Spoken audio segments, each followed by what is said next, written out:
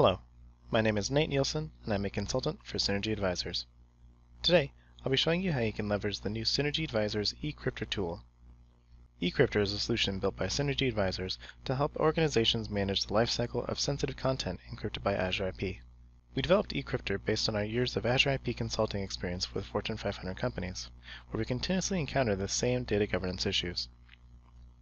For instance, controlling material when users leave the organization, sharing protected content between business units, and defining automatic approval processes. Another unique feature that E-Cryptor has is the ability to integrate with other applications and automate the protection of data as it goes in or out of a particular application. In this first demonstration, I'll display how E-Cryptor can help with data access controls and how it is possible for a user who does not initially have access to content to be granted access based on business logic. I have the user Anna, who will be accessing a protected document with an Azure IP classification. She'll be using a shared network drive from one of her colleagues to attempt to open the file. We see that as she attempts to open the file, she does not have access. Seeing this, she will navigate to the E-Cryptor portal. In her dashboard, she can look at all the files that she has requested access to, and all the ones that have been approved so far. Let's have her upload the file for approval. E-Cryptor is also capable of processing multiple files along with different file types, such as zip files, that have been dragged and dropped in at the same time. Once the file has been submitted, we can view the request status. Due to E-Cryptor's robust business logic, Anna will be given access according to a policy in E-Cryptor based upon the specific Azure IP classification that was previously applied by another user. After the request has been approved, we can see the new rights Anna has been assigned according to the E-Cryptor policies. Let's download the file and view the content. We can now see the documents and view our corresponding permissions. If we switch over to the admin view, we can see where this policy is configured for Anna to be able to go through this automated approval process.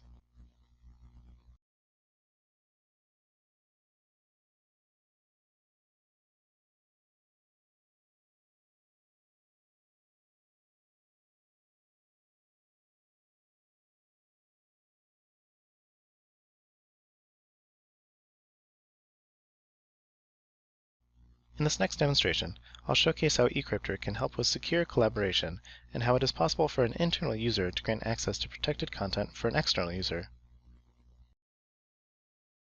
Anna needs to share a file with an external business partner. Anna would go about a similar process where she uploads the appropriate file. However, this time, she'll be requesting access for an external user.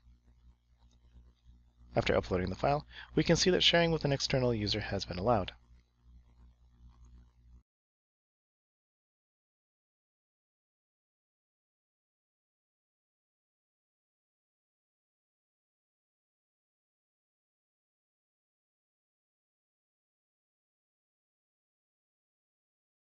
Now, as the external user, we can go into the E-Cryptor portal and access the file, which has been given new permissions.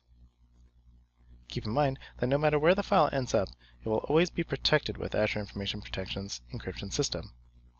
This ensures that only authorized users will have access to this content. Additionally, E-Cryptor has policies to implement workflows which can escalate requests to managers or the original file owner to help maintain secure collaboration. Now, let's switch to the admin side of things to see how this is enabled.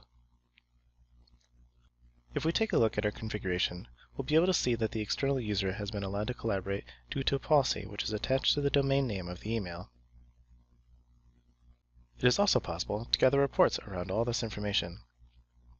This can be done by looking at Synergy's eVisor for E-Cryptor solution. This makes use of Power BI to visualize data from the environment and then showcases it so that we can interpret it. As an admin, we can log into the Power BI portal to view activity specifically related to E-Cryptor, including data related to things like geolocation. Under the E-Cryptor section, we see the files that have been submitted and the status for them, and the permissions that some of them now have. All access attempts are logged by E-Cryptor will be seen here as well, so that admins can properly track the activity of users working with sensitive content. For example, we can look at Anna and see activity related to her.